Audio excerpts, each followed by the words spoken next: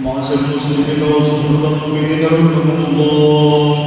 إن يوم الجمعة سيد الأيام وحج الفقراء وعيد المساكين فقد ذلك مقام رحمتين. وإذا سئل قتيل والمنبر فلا يتكلمن أحدكم ومن يتكلم فقد لغى ومن لغى فلا يعدل. أنصتوا واسمعوا وأطيعوا رحمكم الله. أنصتوا واسمعوا وأطيعوا رحمكم الله. أنصتوا واسمعوا رحمكم الله لعلكم ترحمون.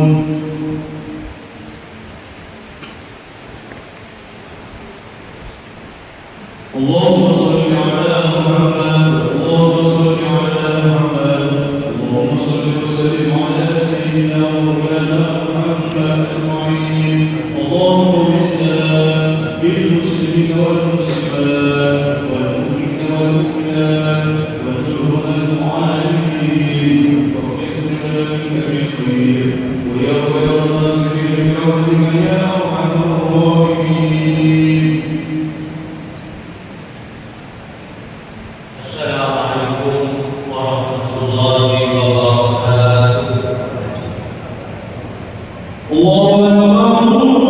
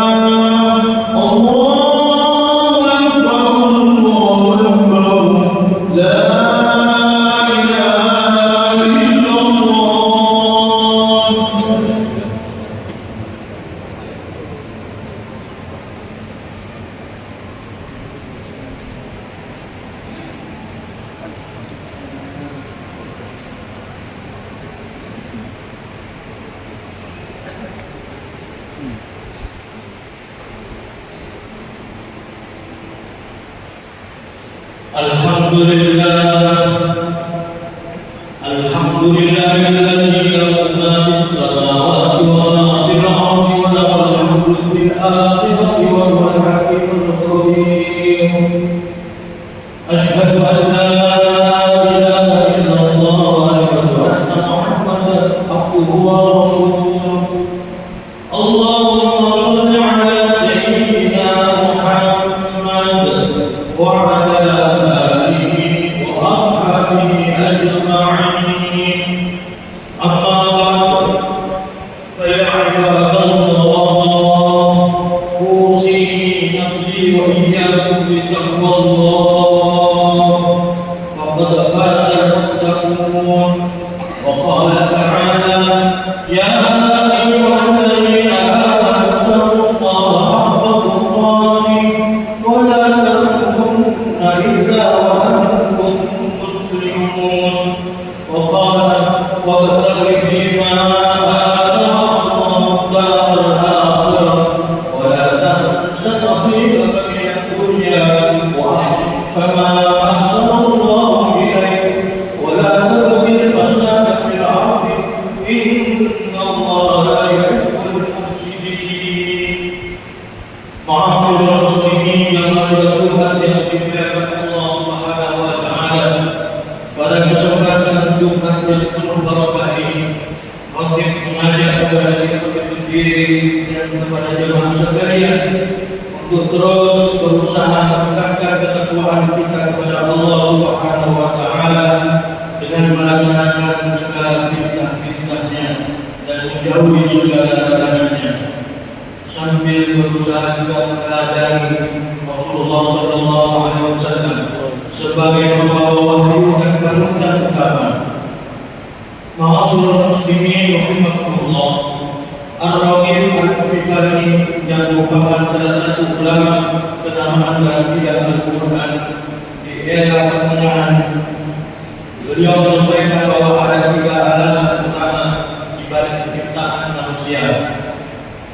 Alasan yang pertama ialah sebagai hamba Allah yang diberikan tanggung jawab untuk menjalankan aktivitas beribadah kepada Allah Subhanahu wa taala, sebagaimana yang dikatakan dalam Al-Qur'an surat An-Dariyat ayat 46, "Wa ma khalaqtul jinna wal insa illa liya'budun."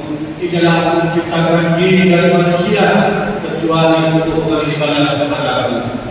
Alasan yang kedua, manusia diciptakan dengan membawa mandat sebagai khalifah fil ardh, yang dimaknai sebagai perwakilan Allah sebagai Tuhan di bumi. Hal ini sebagaimana yang diceritakan dalam Al-Quran surat Al-Baqarah ayat 30, "Qul qala rabbuka lil malaikati inni ja'ilun fil ardi khalifah qalu ataj'alu fiha ay yufsidu fiha wa yusfiku dima'a wa nahnu nusabbihu bihamdika wa nuqaddisu lak qala inni a'lamu ma la ta'lamun." Ingatlah ketika Tuhan berfirman kepada para malaikat, "Aku hendak menjadikan khalifah di bumi." Mereka berkata, "Apakah engkau hendak menjadikan orang yang berusaha dan menumpahkan darah di sana, sedangkan kami bertasbih, memujimu dan mensucikan namamu?" Dia berfirman, "Sesungguhnya aku mengetahui apa yang tidak kamu ketahui." Ma'asyiral muslimin rahimakumullah, alasan yang ketiga dan masih berhubungan dengan alasan sebelumnya, yaitu penciptaan manusia memiliki visi sebagai khalifah yang mampu mengelola dan memakmurkan bumi. Pada alasan yang terakhir, Ar-Raghib Al-Ghifari mengutip ayat yang berbicara tentang kitab Allah Subhanahu wa taala kepada Nabi Muhammad SAW dalam Quran surat Al-Hud ayat 61, "Wa ila ta'ala akhum salihah qala ya rabbi ibudullaha ma lakum min ilahin ghairuh wa ansha'akum min al-ardi wasta'marakum fiha fastaghfiruhu tsumma tubu ilaihi inna rabbi qaribun mujib." Kepada kaum Samud kami utus saudara mereka Saleh. Dia berkata, "Wahai kaumku, sembahlah Allah, sekali-kali tidak ada Tuhan selain Dia. Ia telah menciptakanmu dari tanah dan menjadikanmu pemakmurnya. Oleh karena itu mohonlah ampun kepadanya, kemudian bertobatlah kepadanya. Sesungguhnya Tuhanku sangat dekat dan memperkenankan doa hamba-Nya." Ma'asyiral muslimin rahimakumullah, ketiga alasan di balik penciptaan manusia bisa berkaitan dan melengkapi satu sama lain. Maknanya, manusia secara filosofis memiliki misi untuk mampu menjalankan kehidupannya secara seimbang dengan selalu melakukan orientasi ukhrawi dengan dalam segala aspek kehidupan duniawi yang dilakukannya. Maka ketika manusia menjalankan mandatnya sebagai khalifah, pada saat yang bersamaan dia juga sedang mengaktualisasikan dirinya untuk beribadah kepada Allah. Hal yang sama juga terjadi ketika manusia mampu mengelola bumi dan memakmurkannya, maka sejatinya dia sedang melaksanakan amanatnya sebagai khalifah dan juga melakukan beribadah kepada Allah lewat amanat yang dia lakukan. Dalam konteks pemaknaan atas nama yang dimaksud memakmurkan bumi, uraian Yusuf Al-Qaradawi yang merupakan salah satu ulama kontemporer rujukan dunia harus selalu dan menjadi sangat relevan. Baginya pada perintah memakmurkan bumi terdapat dua aspek yang harus selalu ada, yaitu memperlakukan alat dengan baik dan mencegahnya dari kerusakan. Istilah teknologisnya melestarikan dan konservasi bumi. Maka dari itu, ya Allah, ketika manusia tidak memiliki daya dan upaya atau bahkan berkebutuhan dalam melestarikan dan kehidupan ukhrawinya saja. Sejatinya dia telah gagal dalam menjalankan salah satu tujuan dari penciptaannya. Lebih parah lagi ketika manusia justru mengeksploitasi bumi secara destruktif hanya demi kepentingan duniawinya saja, tanpa memikirkan konsekuensi akhirat. Maka sejatinya dia telah mendustakan dan mendurhakai Allah Subhanahu wa taala, sebab secara sengaja melanggar aturan ilahi yang telah dimakamkan kepadanya. Oleh sebab itu Allah Subhanahu wa taala mengingatkan kepada manusia untuk menjalani kehidupannya di muka bumi secara seimbang dengan menyeimbangkan antara kepentingan duniawi dan ukhrawi serta berbuat ihsan dan jangan sampai berbuat fasad di muka bumi, sebagaimana Allah menegaskan dalam Al-Quran surat Al-Qasas ayat 77. Wa bataghi bima ataka Allahu daral akhirah wa la tansa nasibaka minad dunya wa ahsin kama ahsana Allahu ilaik wa la tabghi fasada fil ardh inna Allaha la yuhibbul mufsidin. Dan jadilah apa yang telah dianugerahkan Allah kepadamu pada itu negeri akhirat. Tetapi janganlah melupakan bagian di dunia. Berbuat baiklah sebagaimana Allah telah berbuat baik kepadamu, dan janganlah kamu berbuat kerusakan di bumi.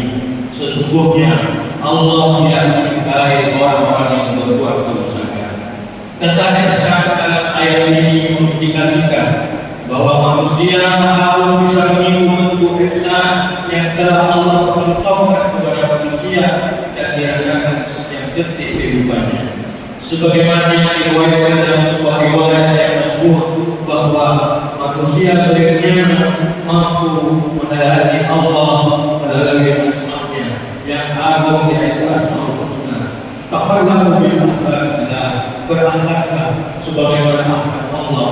Lantas apabila manusia justru bertindak fasad atau berperilaku merusak serta destruktif terhadap bumi yang telah diciptakan Allah dalam keadaan begitu, baik begitu baik bagi manusia sebagai bentuk ihsan, maka sejatinya manusia telah membuka pintu bagi aturannya itu sendiri. Hal ini Allah juga mengingatkan dalam surat Ar-Rum ayat 41. Allah al-fasada fil barri wal bahri wa ma kasabat aydin nas liyudhiqahum Allahu alladhi 'amilu la'allahum yarji'un. Telah nampak kerusakan di darat dan di laut disebabkan perbuatan manusia melalui hal itu. Allah membuat mereka merasakan sebagian dari akibat perbuatan mereka akan mereka kembali ke dalam neraka. Ma'asyiral muslimin yang dirahmati Allah, salah satu bentuk melestarikan dan mengkonservasi bumi yang menjadi tugas manusia selaku khalifah, yaitu dengan menanam pohon. Menanam pohon secara masih sangat penting demi keberlangsungan kehidupan manusia karena buminya terjaga. Keberadaan pohon sebagai pencegah terjadinya longsor dan sebagai tabungan oksigen yang dibutuhkan manusia. Oleh karena itu, program dan kegiatan menanam pohon perlu kita galakkan bersama. Mengingat gerakan di krisis lingkungan sudah terjadi di mana-mana.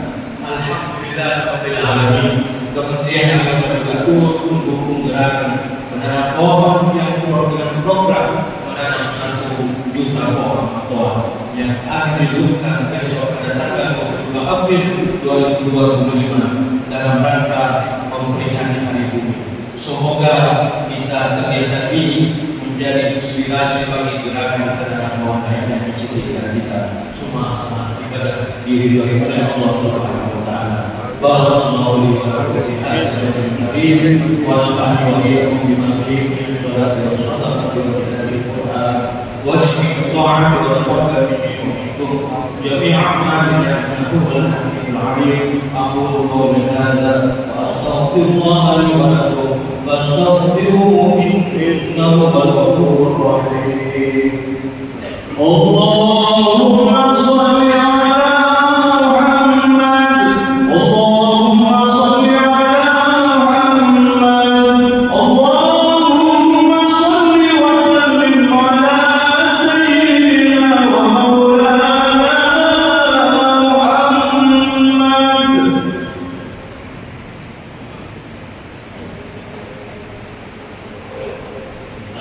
لله الذي هدانا حتى وما كنا لنهتدي لولا أن هدانا الله.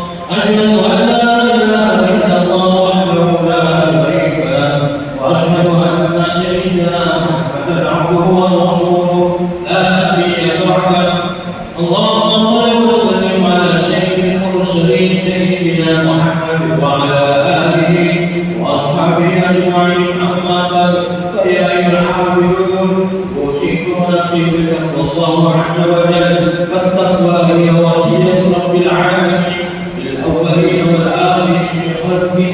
فقد قال في الكتاب العزيز: يا أيها الذين آمنوا اتقوا الله حق تقاته ولا تموتن إلا وأنتم مسلمون. وأمر المسلمين والمؤمنين بالصلاة على رسول الله كما قال في القرآن: إن الله وملائكته يصلون على النبي يا أيها الذين آمنوا صلوا عليه وسلموا تسليما. اللهم اغفر للمسلمين والمسلمات والمؤمنين والمؤمنات الأحياء منهم والأموات. اللهم يسر لنا أمورنا واحسن مقاصدنا وأحسن من أحسن إلينا. ربنا ظلمنا أنفسنا وإن لم تغفر لنا وترحمنا لنكونن من الخاسرين. ربنا اغفر لنا ولإخواننا الذين سبقونا بالإيمان ولا تجعل في قلوبنا غلا للذين آمنوا ربنا إنك رؤوف رحيم. ربنا آتنا من لدنك رحمة وهب لنا من أمرنا رشدا. ربنا آتنا في الدنيا حسنة وفي الآخرة حسنة وقنا عذاب النار. عباد الله، إن الله يأمر بالعدل والإحسان وإيتاء ذي القربى وينهى عن الفحشاء والمنكر يعظكم لعلكم تذكرون. واذكروا الله العظيم يذكركم واشكروه على نعمه يزدكم ولئن